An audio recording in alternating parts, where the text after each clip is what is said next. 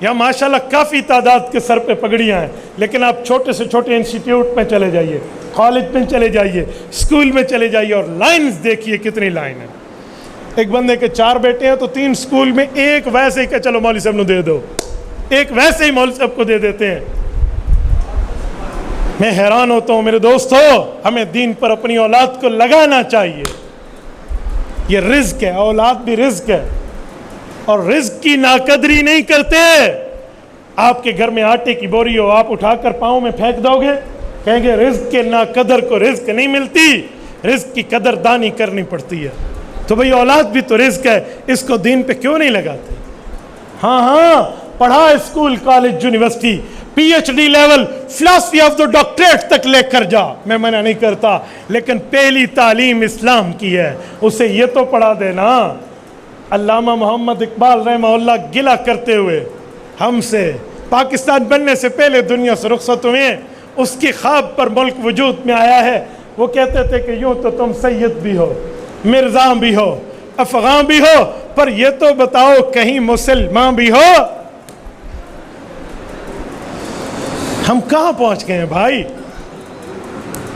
ایک مسلم حرم کی پاسبانی کے لیے نیل کے ساحل سے لے کر تا بخا کے کاش غر کہاں جائے گا؟ ہمیں ہمارے اکابر نے کیا سمجھایا، ہمیں رسول اللہ کیا دے کر گئے، ہمیں صحابہ کیا سمجھا کر گئے، اہل بیت کی تعلیمات کیا ہے، ائمہ کرام و اولیاء و اکابرین کی معلومات ہمارے لیے کیا ہے، اور ہم کہاں ٹھہرے؟ ہم یہی سائنس، یہی بیالوجی، یہی کیمسٹری، یہی فزکس، یہی میتھ، یہ ڈبل میتھ اسٹیٹ پر بس ختم۔ ہماری کوئی اسلامی تعلیم نہیں ہے۔ اور مرنے کے بعد باپ کا جنازہ کیا پڑھے گا؟ مرنے کے بعد باپ کو اصال ثواب کیا کرے گا؟ میں نے ایسے ایسے جنازے پڑھائے ہیں جہاں بیٹا مجھ سے کان میں پوچھتا ہے، اس کا بیٹا جو فوت ہو گیا، کہ مولانا مجھے جنازہ نہیں آتا، میں 3 بار قل ہو اللہ پڑھ لوں؟ آپ مجھے بتائیں اس تعلیم کا فائدہ؟ بھائی پڑھاؤ اسلامی تعلیم، میں آپ کو اسکول کی تعلیم سے نہیں روکتا، لیکن سیکنڈ ٹرم یہاں تو بھیجو نا، یہ بات یاد رکھو۔ وہاں کی تعلیم کا اثر ہوگا، اگر بوڑھے ہو گئے تو کہیں گے اولڈ ہوم میں چھوڑا ہو۔ یہاں کی تعلیم کا اثر ہوگا کہ اگر بوڑھے ہو گئے تو میرا والد سے برکت مجھے ملے گی۔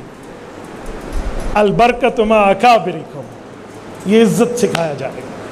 میرے بھائی کل قیامت میں رزق کے بارے میں پوچھ ہوگی نا تو اس میں اولاد کے بارے میں پوچھ ہوگی۔ اگر اولاد نعمت ہے تو سورۃ تکاثر کی آیت آخری بتاتی ہے ثم لتسألن یومئذ عن النعیم، قیامت میں ہر نعمت کے متعلق سوال ہوگا۔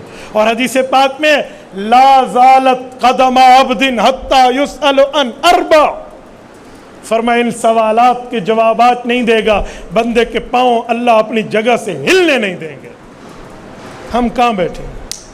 ہمیں کچھ سوچ چاہیے، ہمیں کچھ فکر چاہیے۔ بھائی یہ قرآن کریم پڑھ رہے ہیں، اپنی اولادوں کو ان پہ لگاؤ۔ اولاد نہیں ہے، اپنے مال کو لگاؤ، مال لگا دیا اپنے وقت کو لگاؤ، اپنی جان کو لگاؤ۔ ایک بندے کے پاس مال نہیں ہے، آپ مدرسے میں آ کر جھاڑو لگا دو، آپ کا حصہ مل گیا۔ بھائی آپ کسی معاملے میں تو دین کو وقت دیں نا، کسی معاملے میں تو ہمیں چاہیے ہم اپنی اولاد کو لگائیں اور رزق کی فکر چھوڑ دیں۔ ایک بات میں یہاں سنایا کرتا ہوں، یہ جو لوگ کہتے ہیں نا کہ ہمارا بچہ مولوی بنا تو کھائے گا کہاں سے، ایک بات اور بھی کہتے ہیں کہ جب کھانے کی باری آئی نا تو سارے کہتے ہیں کون زیادہ کھاتا ہے؟ ہاں اب سب نے آپ نے کہہ دیا۔ جب کھانے کی باری آتی ہے لوگ کہتے ہیں مولوی زیادہ کھاتا ہے، اور جب مولوی بنانے کی باری آتی ہے تو کہتے ہیں کھائے گا کہاں سے۔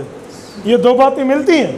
ایک بندہ آپ کو کہے وہ آپ نے گنجے کو دیکھا ہے بڑے بڑے بالوں والا، تو بڑے بالوں والا گنجا ہو سکتا ہے؟ نہیں ہو سکتا۔ کوئی آپ کو کہے آپ نے دیکھے وہ اندھا ہے جو ڈرائیور ہے، تو اندھا ڈرائیور نہیں ہو سکتا۔ کوئی آپ کو کہے وہ دیکھے آپ نے جو پاؤں سے لنگڑا ہے اور بھاگتا بہت تیز ہے، او بابا لنگڑا کیسے بھاگے گا؟ تو یہ دو باتیں کیسے سچی ہو سکتی ہیں کہ ایک بندہ کہے مولوی بنے گا کھائے گا کہاں سے، اور پھر کہے جی مولوی کھاتے زیادہ ہے؟ تو دو باتیں کیسے مل سکتی ہیں میرے بھائی؟ تو کچھ تو ہمیں فکر کرنی چاہیے۔ یہ فکر ہماری عوام